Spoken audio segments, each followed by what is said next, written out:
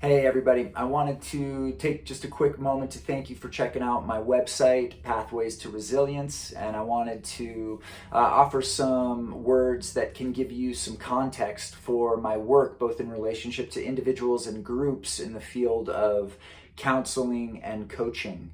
My work is really shaped by two grounding theories and ideas. One, the first is this idea of the role of radical self-acceptance in the change process. So there's a paradox in change that I found through this work, that change really starts by completely accepting who we are in the world in this moment. And it's through that radical self-acceptance that our systems can kind of settle, and in that settling, space opens up for new ideas, new insights, healing and understanding to arise that can sort of lead us and point us in the direction of where we want to go in our lives. And that sort of rising energy is what creates the momentum for radical change in our experience. So radical self-acceptance is the first principle there. The second principle is circulation. And the idea there is that the defining element of a healthy system is based on circulation. So anywhere there's stagnation, stuckness, numbness in our experience, we want to bring our attention, our awareness, our tools, and our skills to that stuckness, to that stagnation, to break it up and promote healthy circulation that can put us on a track to health and well-being. So both those two principles, radical self-acceptance and circulation, really inform the work. And the work I think of as an integrated approach that takes into account four levels of the human experience: mind, heart, body, soul. So mind is really connected to story, right? Cognitive processing is a lot to do with narrative making. So what are the stories that no longer serve us? And on the other side of that coin, what are the stories that we want to really step into in our lives and claim for ourselves that can support us in the direction that we want to move in? You know, often story lays the foundation for action and behavior.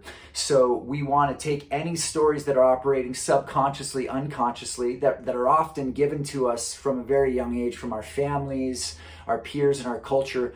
We want to sort of bring those, we can think of them as like an operating system. We want to make those stories, bring them into our awareness so we can parse out what's working in those narratives, what aren't, and what needs to change, and what do we want to invite in for a sort of larger, more authentic expression of self in the world. So that's the cognitive mental space shaped by story. Second space, second level, heart. Right? The heart space, the emotional space. I think of this space as the place of parts in our experience. So what are the different parts of us that are operating sort of unconsciously, subconsciously in our experience? Often these parts, this shows up in our language. A part of me wants this, a part of me wants that. These parts are operating all for sort of our own well-being, but often they are sort of having competing interests that create this feeling of conflict in ourselves that can trigger anxiety, stress, overwhelm, depression. So we want to develop a subtle sensitivity to those parts and help those parts to move from sort of competition in our inner world into a place of sort of collaboration, which supports coherence in our experience. It supports authenticity,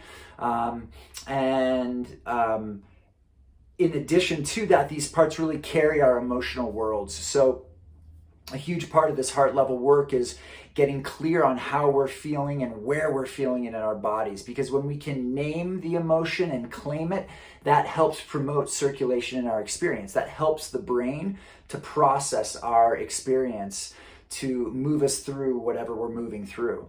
That defends us against that stagnation that can then create that anxiety and that depression.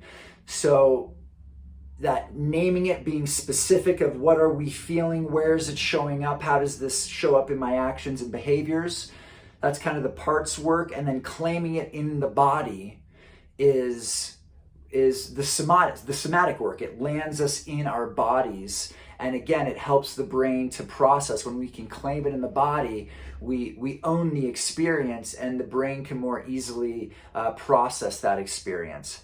So that last level here is soul spirit level, which we can access through imagination, creativity, and that soul spirit level is really for each of us to sort of define what that means on our own. But we have these entry points through gratitude practices that connect us to awe, wonder, curiosity, tracking for inspiration, passion, purpose, meaning in our lives, service. How can we be of service to others? The dream world, artistic, creative endeavors. All of those are doorways into that more subtle world that informs our experience, that has a lot to offer the fabric of our awareness, and also sort of helps to pull us forward out of our own histories through offering that feeling of inspiration, meaning, purpose. We get that sense of directionality in our lives that really, again, supports this idea of circulation.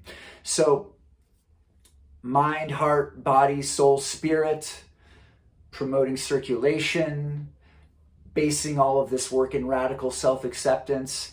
That's the work. That's what I do. And on each of those levels, my work as a facilitator and a guide is to help you identify those levels in your experience, then give you the tools and resources necessary to affect change on each of those levels to support your process moving forward.